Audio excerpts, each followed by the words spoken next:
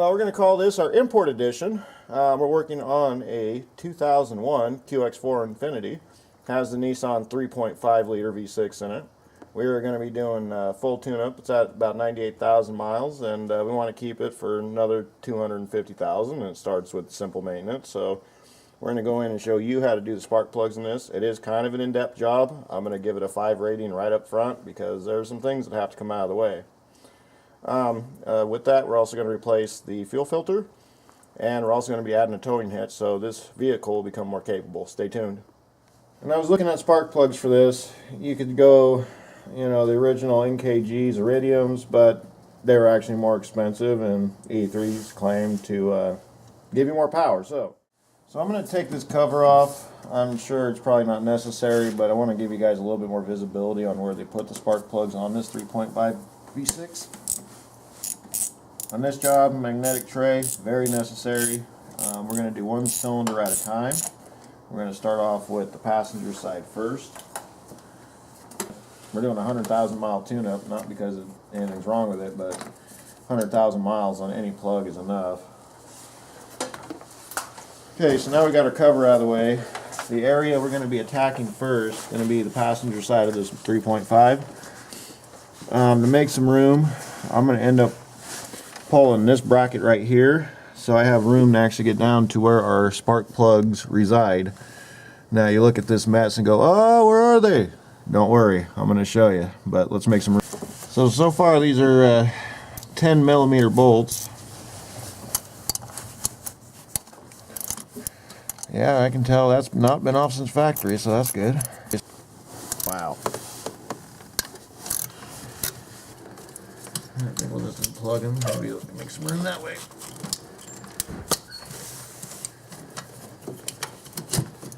Ah, look at that. Made some room. Alright, so one thing I noticed about these coil packs is they have a lock and a release, so use a bent nose. Use a bent nose. Because it comes off really easy with a bent nose. So I'm going to lightly get on it, pop it up. Alright, so now our number one coil pack is undone, and now we'll undo the coil. And we get to do this 6 times tonight, so it looks like to me number 1 coil pack is slightly different than number 3 and 5. There's not too much torque on that. That's probably about 10 pounds right there. You don't want to over torque this. This is a purely aluminum motor from the bottom to the top. And it's got steel inserts in the cylinder, so it's interesting. I was a little hesitant in all aluminum, but we'll see how it goes. This is touted as one of the best motors next to a 350 and a 3.8, so. And we have them all featured. Alright, we're out. Wow, looks really good, looks really clean. You always want to inspect these boots. Some GM products do use this, like the Quad 4 that we had worked on in '99. Alright, I have no problem reusing these. These are replaceable. I have no problem reusing them though. These are good for about 200,000 miles, or unless you get a misfire or a crack in it. And it's a genuine Nissan. Here's how I'll flip it so you can actually see it.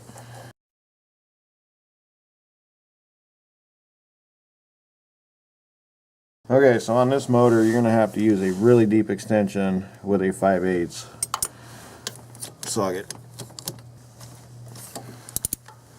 Now, just go easy, because you got aluminum on steel.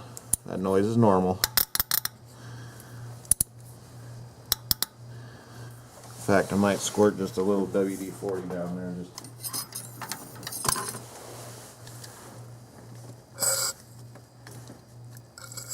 A little bit gets in the cylinder, it's okay, it'll burn right off. Okay, that don't feel so bad.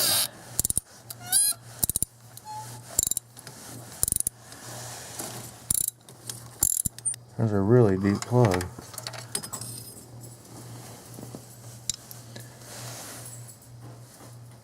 Whoa. Yeah, I'd say these are a little wore. I mean, they look good though. But one thing I know with NKG plugs, their tips get little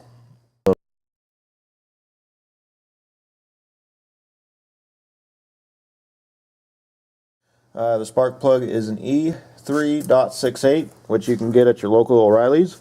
Be sure to use anti-seize, or as the OEM did, is they dipped it in oil, so that's why it looks like it's burnt, but actually this engine's running really good. This plug is just wore out, but these are $10 plugs. I do want to note one thing when we were looking at them, but just right off the bat, it looks like the E3 is a much better design than this $10 plug in my hand. Now these are not cheap either. These are $6 a pop plus, depending on your application. So, but right off the bat, I'm going to tell you this motor is going to be banging a little bit hotter in the cylinder. I'm sure we were losing some combustion with the NKG, so that will explain my higher than normal fuel trim numbers. It wasn't excessive, but it definitely wasn't zero. So it'll be interesting to see what the new trim numbers are like.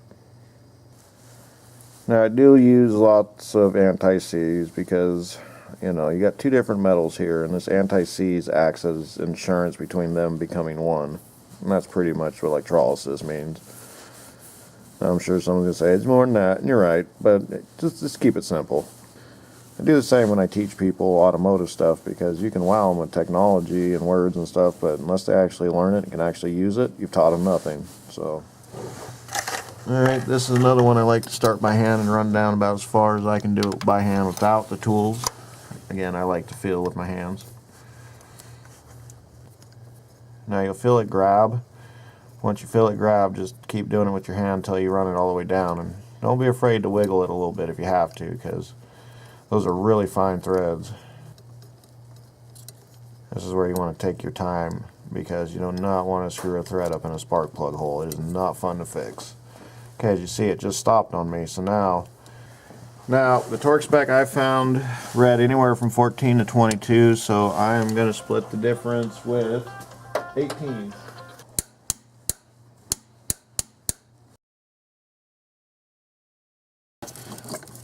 They just simply drop in, push down, seat them. Alright, reinstall them. They're about 10 to 12 foot-pounds long. I like to try to hold on to the bolt until I'm back in the hole. Alright, there we go. Alright, then just a little bit past finger tight is only what you need for this. Alright, then plug your connector back in. Listen for that snap. Okay, so now let's get to number 3. And you see I'm just wiggling it out. Alright, now it's out. Push it off to the side. What I like about Nissan is they do number their stuff, so like I say, there's some advantages to working on imports.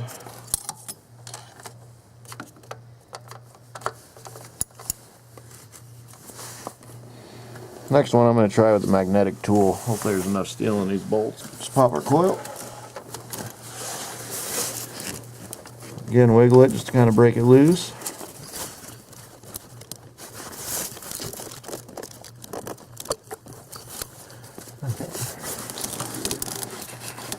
Yeah, you definitely would not have gotten that out with that bracket in the way.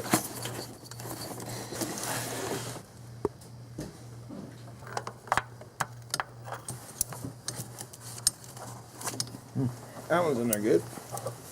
There we go.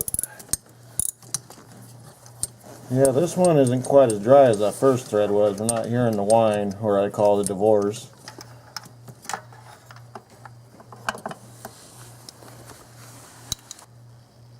That one, the tip is really wore down on. Okay, what's cool with the E3s, there's no gap to set.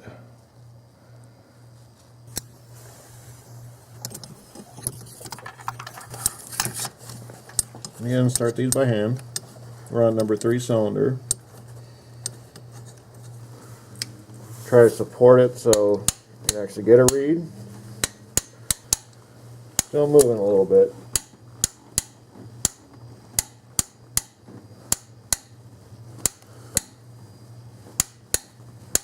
There we go. Now reinsert the coil pack.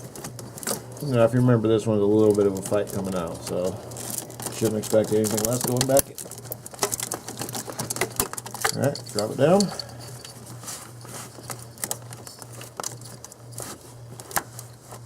Now it's seated. Now we'll finish it with about 12 pounds of torque. Yeah, that's an interesting one. There we go. Alright, that one's done. We'll plug the harness back in so we don't get a random misfire code. And then just push it in until you hear a snap. There we go.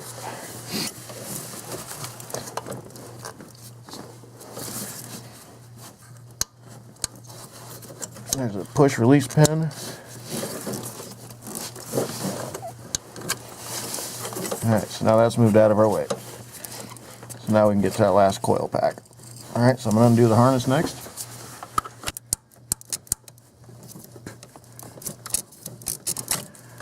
Oh, that was not too bad.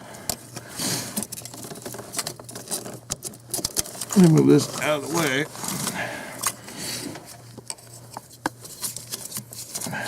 Now you get a good view of what you're working with. Very small parts.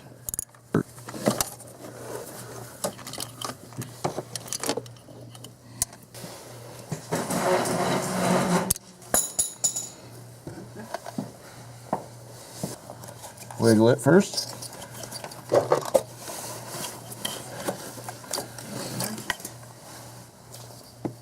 That one's really clean.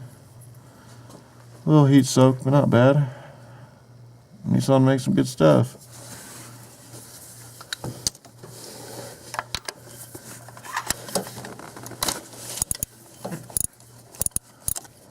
These ones in the back aren't too bad. First one made a lot of noise.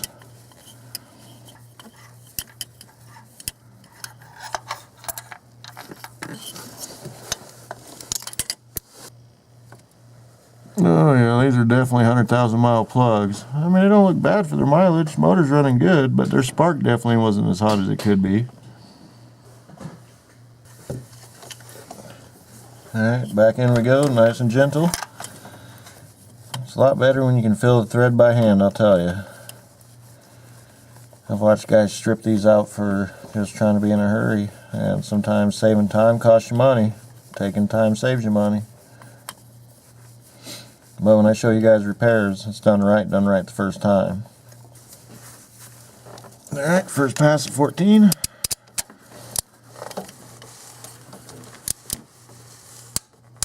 Okay, so the first pass at 14. Go to our final pass of 18. As you can see, as I'm holding it, I'm trying to get most of the weight on my hand so I can get an accurate torque read. Get a real positive snap, you know you got it. So now we're going to install our number 5 coil pack. This wasn't as bad to get in and out as, say, number 3 was. Alright, so that's seated. So now let's get in there with hand and get it started, but I don't have to worry about falling into a place to the unknown crevice, otherwise known as the whammy zone. And we'll run it down and give it about 12 pounds torque. So now we're going to hook up our coil wire. And wait for our magic snap. Alright, so we have our snap. Now let's hook up our blue wire. Oh yeah, that's one thing that's nice about these. They can't go in wrong. They're their Japanese style of the weather pack connector. So as you see, snap. Okay, so that's back in. Now we can reassemble our bracket. Alright, so now that we got everything torqued down, we got our coil packs plugged back in, we've double checked everything. Now we're ready to reinstall our harness that keeps our wires in check and keeps everything nice and in a tight fit as they designed. I like putting things back the way I found them. So let's start with this bracket first, because this one was the interesting one to get off. This is what we had to take off to actually get all this stuff off to get to the spark plugs.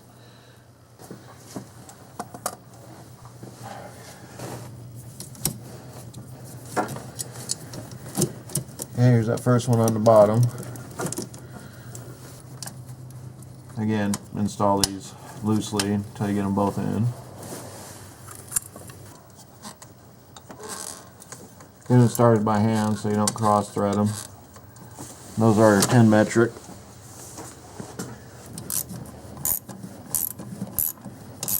That was tight a second ago, so Yeah, definitely wiggling it helps.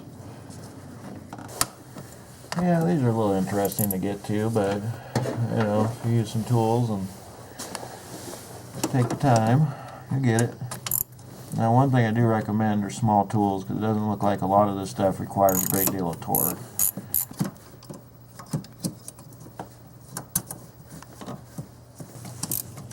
I'm going to give them about 20 foot-pounds of torque. Okay, get the back one torqued up, and let's move on. And then just kind of run through and double check, make sure everything's nice and tight.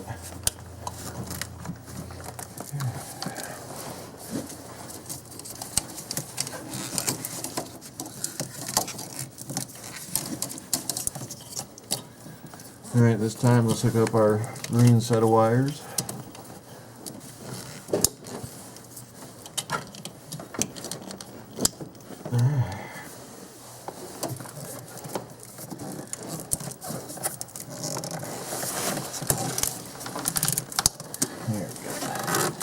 Alright, as you can see, when I put this back in its place, this started to come back in.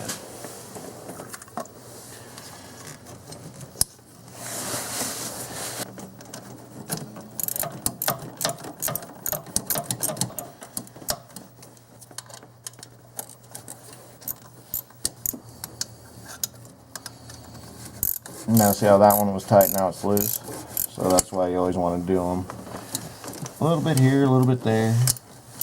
Spread that load. Alright, so this concludes the passenger side for spark plug replacement for E3s.